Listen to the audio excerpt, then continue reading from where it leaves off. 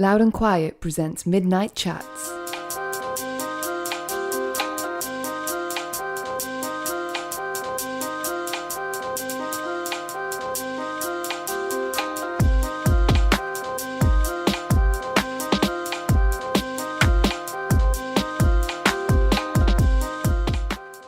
Evening listeners, welcome to a new Midnight Chats.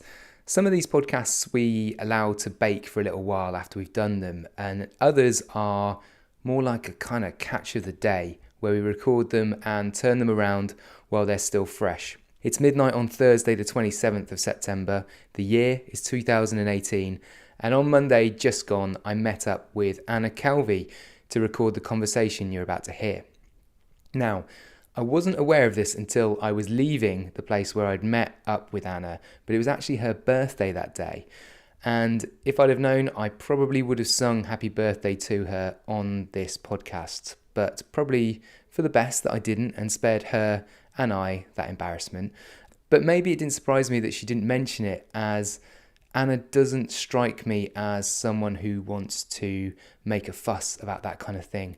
In fact, it's rare for you to read or hear anything about her that doesn't mention her unassuming manner and her soft speaking voice.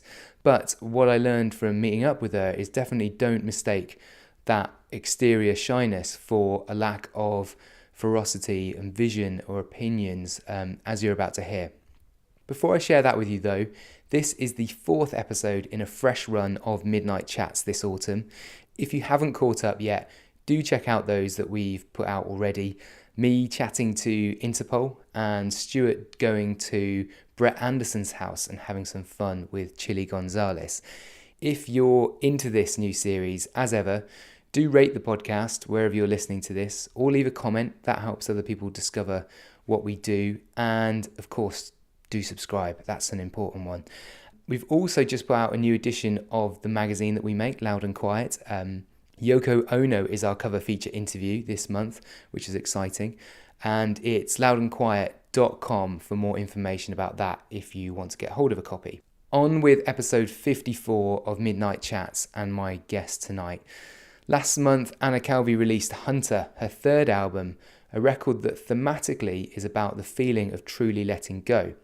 In the official blurb that goes along with these kind of things, it's described as a queer and feminist record, a visceral album exploring sexuality and breaking the laws of gender conformity, as vulnerable as it is strong, as beautiful as it is harsh. And that's the backdrop to my chat with the South London songwriter. But we also caught up about the Mercury Prize, which happened last week. We also met doing that a few years back and discussed the progress that needs to be made around the constructs of gender in society.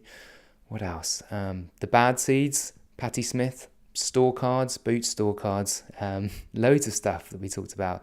And I also listed off a bunch of rubbish bands that I was in as a teenager. So do enjoy that part.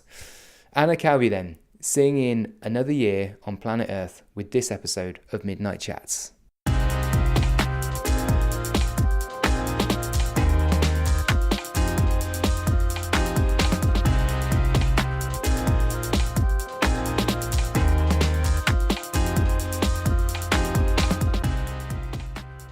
Anna, welcome to our podcast, Midnight Chats. Hi. How are you doing today? I'm very well, thanks. I just pointed out to you that you're wearing a really nice, cosy looking fleece that's kind of this lovely, like, sheep-esque kind of...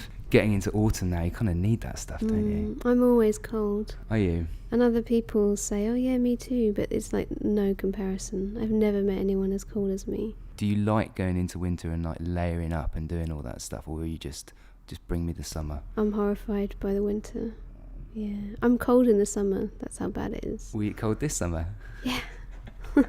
You got reptile blood? I think I have. Yeah.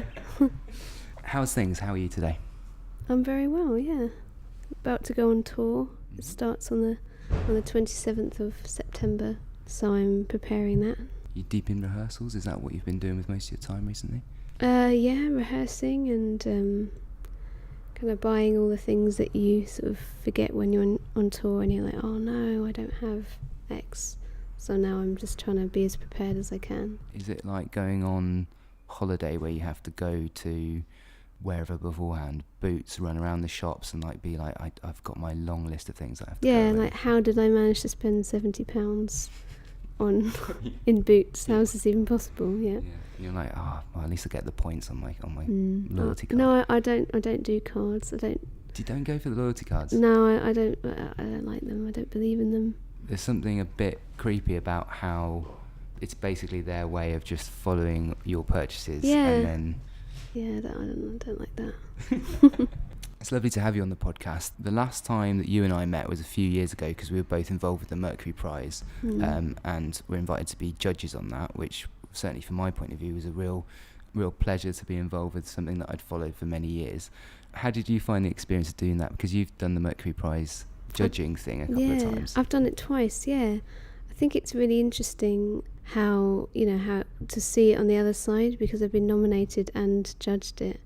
And it's kind of really kind of amazing how passionate people are about it, but also it's really hard to listen to that many albums, didn't you find? I think the year that we did it, which was 2015, I think was the year that we were both doing it, it was something like 250 albums that you had to get through in how long was it, like 3 months, 4 months? It didn't feel very long, no, considering how many you had to listen to. When people asked me what the experience was like, I said that it was really exciting because I never felt like I was across more British and Irish music than I did at that point, because you get given this vast amount of music, but equally did kind of take over your life for a bit. What was your like coping way of doing it? Because I found that to get through the list of albums that they give you, I was like getting up in the morning, putting my headphones on, like making my breakfast, definitely listening to music on my way to work, maybe a bit in my lunch break, and then definitely coming home in the evening. And I'd worked out that I needed to get through a certain amount of albums a day to be able You to... were so organised. I think I was just more scared of not being able to... I'm always like, I'm one of those people that plans ahead to just...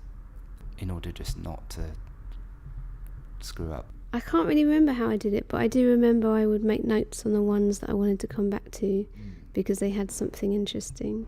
And I guess the thing that it really made me think about is, how important the first song is on a record, and that like you really have to grab people with that first song, and not just the song but the production of it.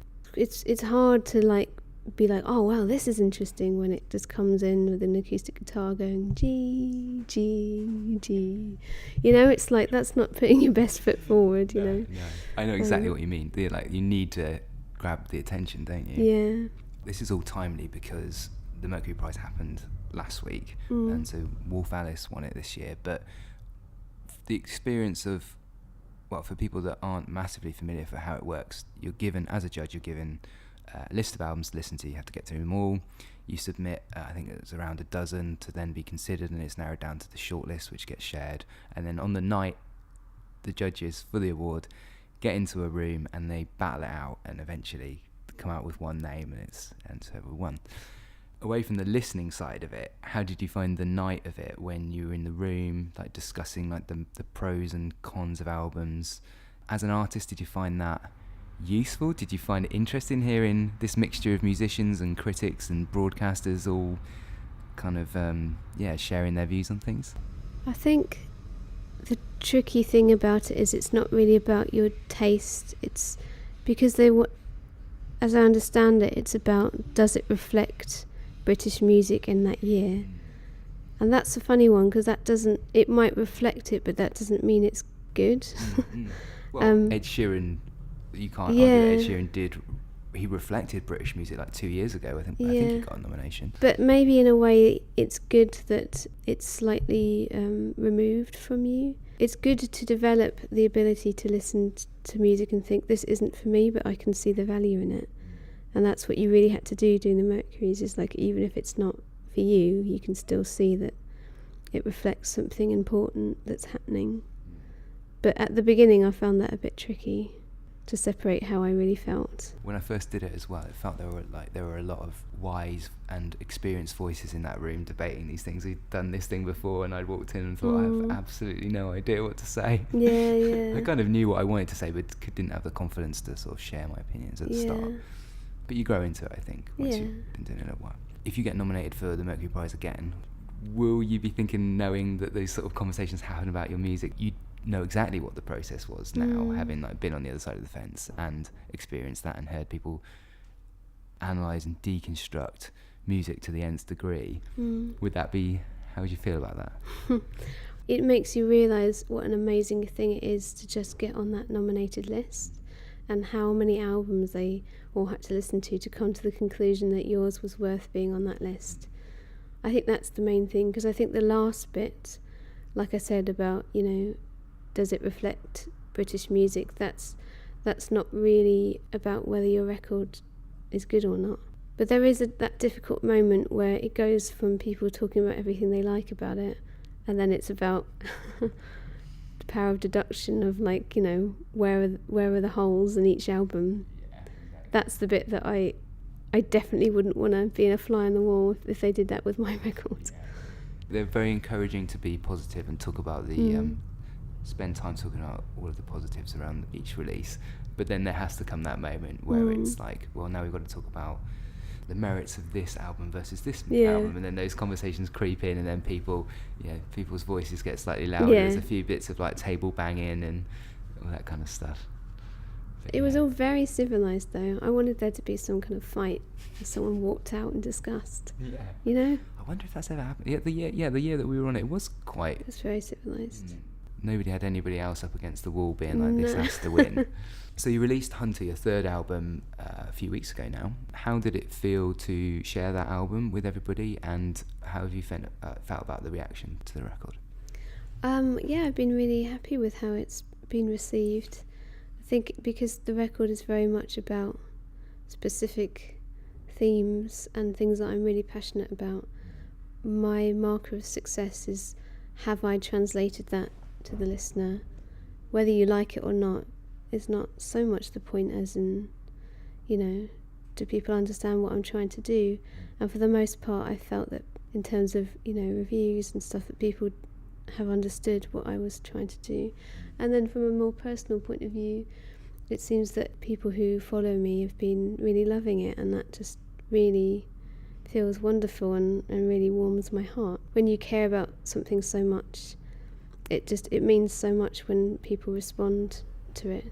I want to get into talking about the themes that you discuss on Hunter shortly, but for people who know your name perhaps and know some of your music but maybe don't know that much of your story, tell me about your kind of your first introductions and kind of forages into music, where you found your first kind of loves. Was that at home? Was music introduced to you by your parents? Where did that love of music and then going on to perform music, where did it all kind of foster? Yeah, I guess there was always a lot of music in my house, and my parents were hippies in the 60s, so they had all these kind of great a massive record collection which I devoured.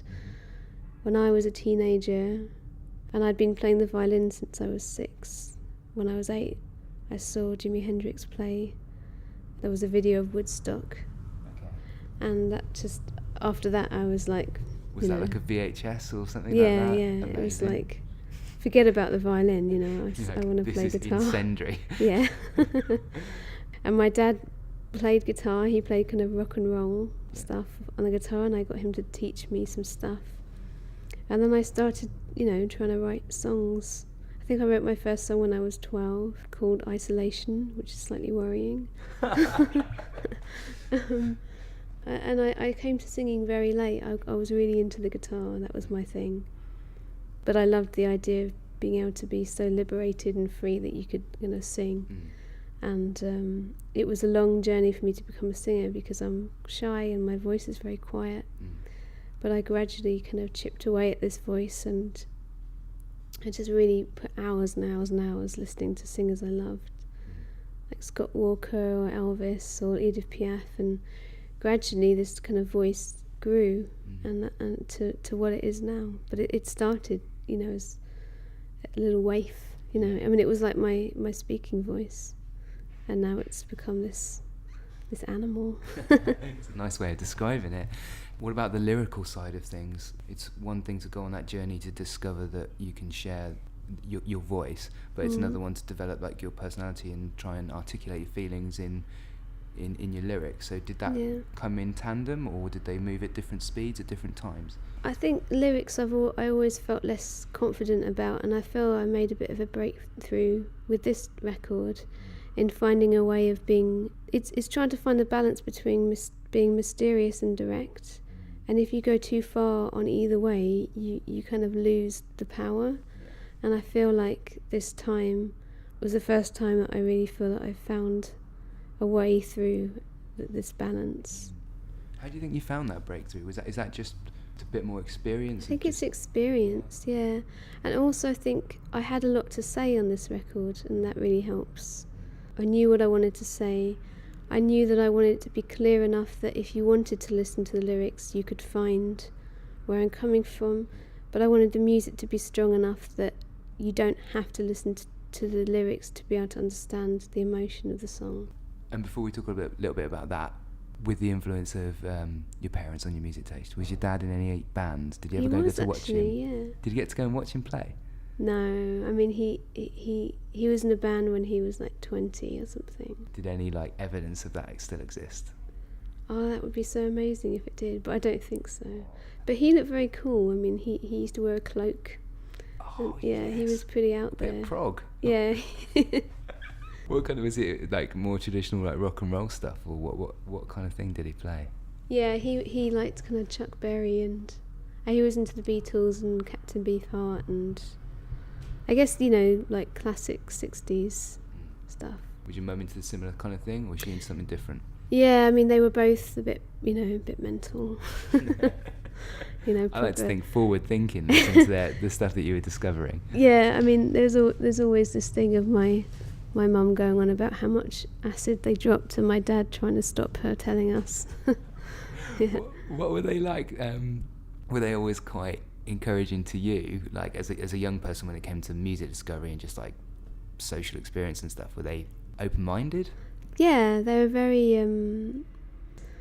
they weren't strict at all. Yeah. And I mean my dad did a lot for me, like he would take me to rehearsals when I was 16 in my first band, and we'd go to guitar shops together, and I mean I really kind of owe a lot to him, really. And on my first record I actually dedicated it to him, because I don't think I would be a musician if it wasn't for him. Not that I'm a successful musician like yourself, but I still have fond memories of going to my first band practices when I was a teenager, and the parents of the people that I was in a band with. At the time, you just think of them as like, come on, dad or mum, like you're just helping out. Like, we need to get this PA system into the back of that Ford Focus. But now you just think, wow, like it's actually, I feel very kind of grateful for them just being there doing that and encouraging it, and probably not, I don't know what there was genuinely going through their mind when they came to watch us play gigs, whether they were... What kind of band were you in? They were kind of... went through different stages, to be honest. I was always in bands with my brother, and so my music taste would kind of mirror his as we went. His first band, he'll hate me if he's listening to this, but the world needs to know this, was a Status Quo covers band called Perfect. 100%. And their first gig was playing outside a shopping centre in Hereford, and we went there, and it was a Saturday afternoon, and they just played Status Quo covers for about an hour. There is video footage of that exists. Wow. But I didn't manage to share that at his wedding, unfortunately, to sort of recover it to show other people. But from then on, it was like he went a bit Britpop, so he did love like Oasis, bands like that. He would write the songs, I would write the lyrics, and he would sing. Looking back, my lyrics were very strange, and I was trying to be very clever, but it was really a 13 or 14-year-old trying to be really smart with my lyrics. I wrote a song called Prune Juice once. That was the big hit. And we went on, I guess things evolved, and they went through a stage of sounding a bit like the Red Hot Chili Peppers. Right. And then there was like a grunge thing. There was a big So this is like the late 90s going into the early 2000s. Then like new metal came along, didn't it? That was strange. We did sound a little bit new metal for a while. I feel like actually talking about it now makes it sound like we kind of chased whatever the popular sound was at the time, and that was a really bad idea. We don't make music together anymore, but I do think, I wonder what, if we got together in a room now, what it would actually sound like. Ed Sheeran? Probably, yeah, exactly. I'm going to go and make a new George Ezra album with my brother next week, probably. Yeah, but those formative experiences, I've still got really fond memories, even though I would feel very embarrassed of kind of like sticking the cassette on, or in whatever form it exists now, listening back to it. But yeah, definitely the parental support is something that I was kind of very fond of. You went on to study music, didn't you, at university? And then after that, you taught guitar for quite a long time. What was that experience like? Did you enjoy the experience of kind of mentoring people through different stages of their aptitude for guitar?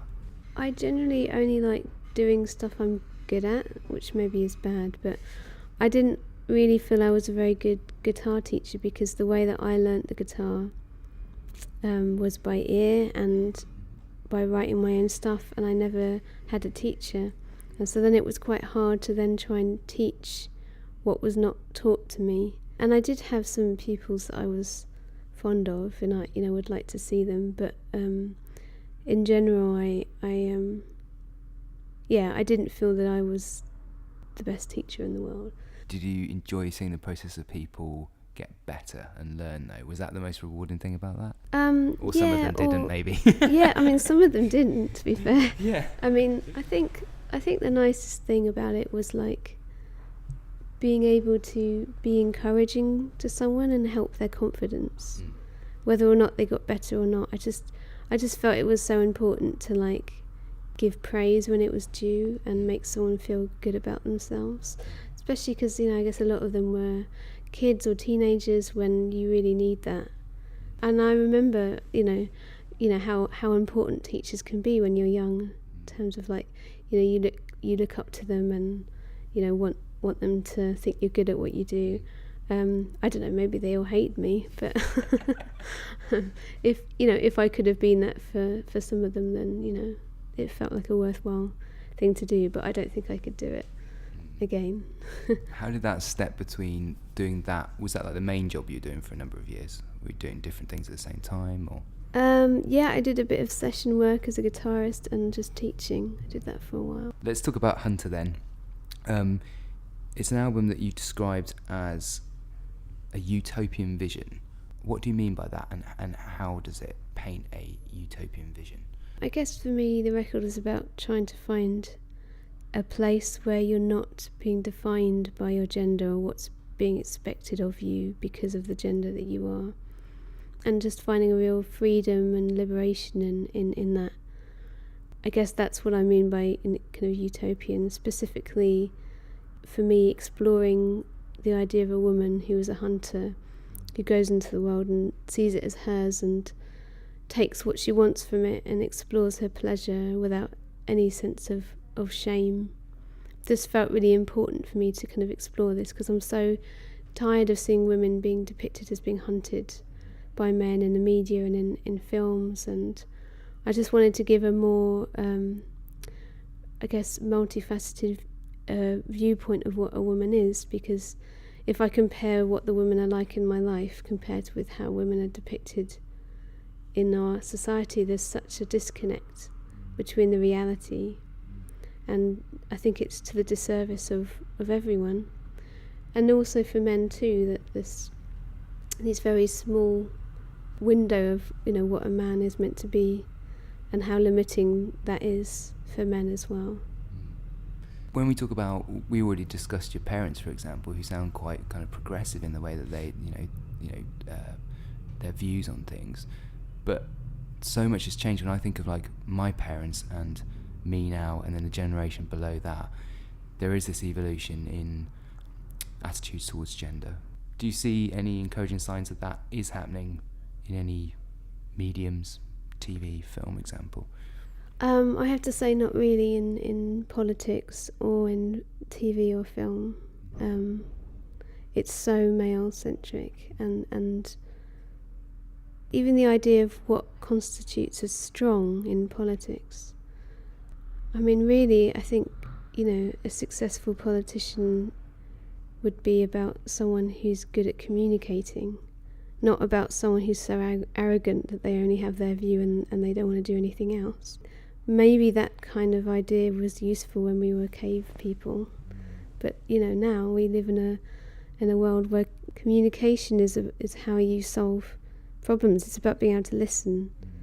I think the one thing that feels positive is it feels that young people are more aware of not wanting to be pigeonholed in one, that a man has to be this and a woman has to be this.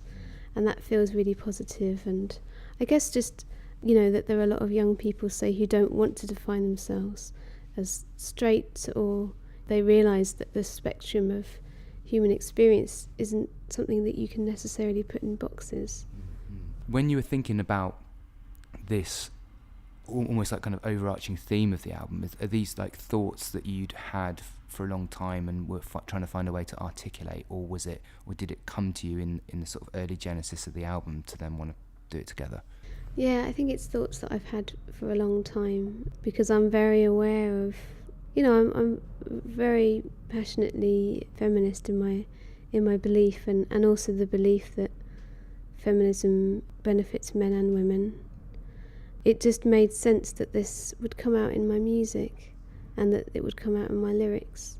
And when I noticed that I was singing about these things, I felt, that this really was the right track to go down, and I felt excited to explore it. That whole question of kind of nature versus nurture, when we talk about the construct of gender and what people, it becomes this like imposed thing of what people understand that goes along with those things. We did a podcast, one of these podcasts recently with Gaz Coombs. He was very much talking about how his album was a meditation on how he wanted to challenge himself as a man, and how that stretched across generations, because he has children now. He's a father to 2 daughters, but then also thinking about his parents and the way that they kind of encouraged him to do different things. And he was talking about the language that gets used around these constructs, around men and around women. But in his experience, those phrases that you hear people say, obviously, of that man up and like don't cry and kind of like be a man, and all those really kind of quite dangerous things that have just become very normalized almost. Do you get frustrated by a lot of the kind of language and the way that things just get assumed, and you only have to walk outside to hear that kind of thing, don't you? Yeah. I mean, there is such a fear of the woman in society, to the point where the idea of a man expressing feminine traits, and feminine has become synonymous with weakness, even though, I mean, I don't believe that that's the essence of what a woman is. That almost the ultimate insult for a man is that he has become weak like a woman. The idea of man up is very offensive to men and women, I think. And I do think that language has really sends us really powerful messages unconsciously. And I always feel very aware of that, the gender of language. From a female perspective, even things like the way that when we talk about women talking to each other, we use the word gossip, which is kind of limiting what they have to say, whereas, women communicating with each other is so much more than that, Yeah, there's lots of ways in which, language kind of plays a part unconsciously in how we see ourselves. Where do you think it starts, and what examples particularly capture your attention? For example, from the moment that the news of a child is going to arrive, is like when I know friends and family who've deliberately not shared the gender of their forthcoming child because they don't want people to go out and rush out and buy princess and pink outfits if it's going to be a daughter, or a fireman's outfit, and all those kind of old-fashioned kind of understandings of gender. They've deliberately done that because they don't want to impose that on children. So it goes straight from there, doesn't it? Yeah, well, I guess, as a child, you're constantly learning who you are and what society is and how you need to behave and react to the society that you're born into. And so I suppose as soon as you're born, you're learning cues from everything around you. I think, even without meaning to, it's very easy to kind of talk differently to kids of different genders. I mean, even like, saying, oh, my little man. It's like you wouldn't say, oh, my little woman to a baby girl. And there's this idea that even when a little boy is tiny, it's like he has to kind of exhibit traits of strength, that he's going to grow into a man, yeah, it's a tricky one, because I guess it's a very slow wave of change, and it's not going to happen overnight, but I think at least an awareness of this stuff is important, I guess, for parents, and I think it is happening. I think there are definitely more parents thinking about not wanting to put pressures on boys or girls to be a certain way. Do you think art in its many different forms, whether that's literature, music, dance, theatre, film, does it help people communicate the way they feel about this kind of stuff? So do you think that art can be a useful thing? Like if you make an album like Hunter, somebody can go, I identify with it, it's really helped me understand my own thought process, and then I can go out and have those conversations with friends or family or whatever. Is that a hope for you, or do you think art, it can be a useful conduit for that kind of thing? I think it, more than anything, it holds up a mirror to the culture that we're in, and you need to have some distance to be able to understand and assess what something is. And I think the mirror provides distance, so we can look at where we are and decide, is that what we want? Is that all life is meant to be? And maybe there could be more. I think that's the point of art, really, in some ways. For me, for this record, I wanted to be galvanising, it doesn't have to be, I didn't particularly want an intellectual response. I wanted an emotional, visceral response from the listener, and that just makes you, when music makes you want to just be a bit different in your life, like it just wakes you up for a minute. That's the most powerful tool of music, and obviously that would be the dream that this record could do that for someone. That would be my ultimate feeling of that, I'd made something worthwhile. I really like the powerful visuals that you've created to go along with the music that you've released so far from the album. The video for Hunter, which you collaborated with Matthew Lambert, is that right? Just explain to somebody, if they've not seen the video for that song, what you and Matthew set out and wanted to achieve with the visuals that you made for that.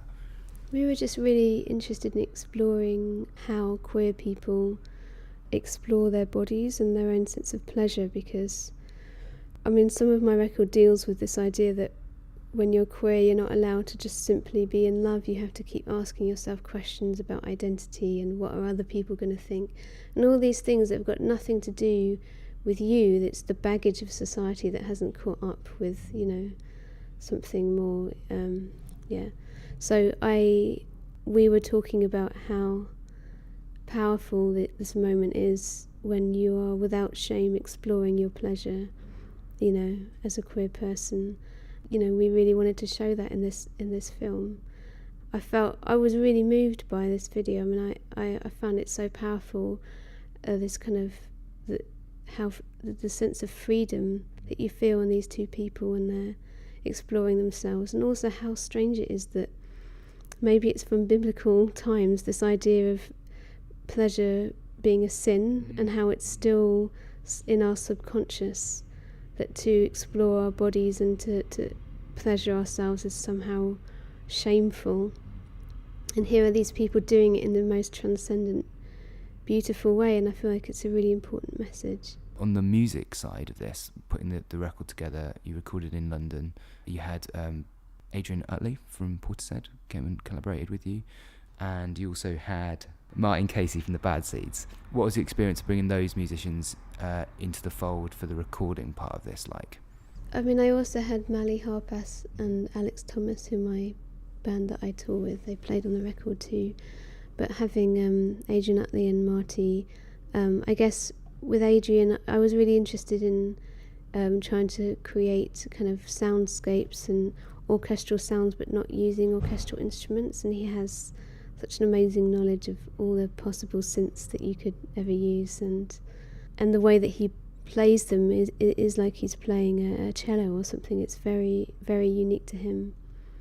And with Marty, I guess, you know, I've always been such a fan of, you know, the sound that the Bad Seeds make, and this kind of wild abandon that they have, and it was my producer Nick Lawney's suggestion to have him on board, and, you know, I think he really came up with some incredible, you know, bass lines, and, you know, he really added something to the record. Do you remember the first time that you saw the Bad Seeds perform? Yeah, I think it was around 2007, and it was when I was actually writing my first record, and I was just so blown away. And I was lucky enough to support Nick Cave's other band, the Grinderman. That was the first tour I ever did, was to support Grinderman, and that was like a crash course in how to be in a band. I mean, they're just so awesome, you know, on stage, off stage, you know, so charismatic, just so badass, you know. One of the things that I wanted to talk to you about was a topic of conversation that came up when we recorded this podcast with Nadine Shah quite a while ago now, but she was talking about the representations of the voices of older women in music, on festival bills, you know, on TV, on opportunities that come along with being a musician. When you stop and think and say, who are the slightly older female artists that get the opportunity, the same platforms as older male artists? You can't think of that many. It feels like it's much more difficult for them to be heard and to be seen, and, you know, to share their work. Do you think there's truth in that? Because when you stop and think, you go, why aren't our festival bills full of Patti Smiths? Well, they're full of lots of other older male artists. That seems to be passed off as nostalgia, and that's totally fine.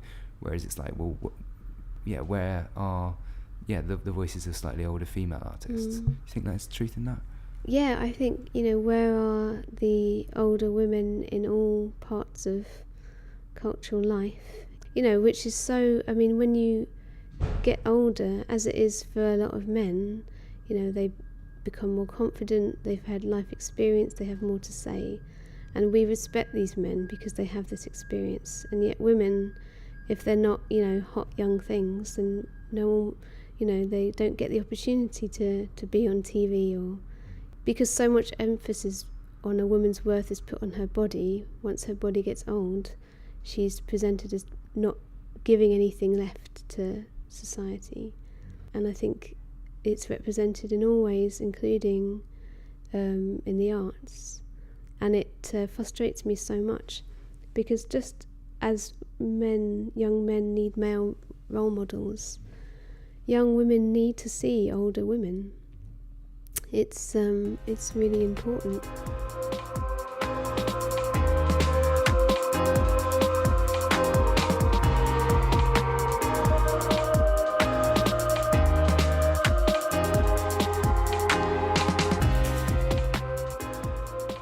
Midnight Chats is a Loud and Quiet podcast. Production by Emma Snook. Music courtesy of Gold Panda. Search Midnight Chats on iTunes for more episodes and to subscribe. For more information, visit loudandquiet.com.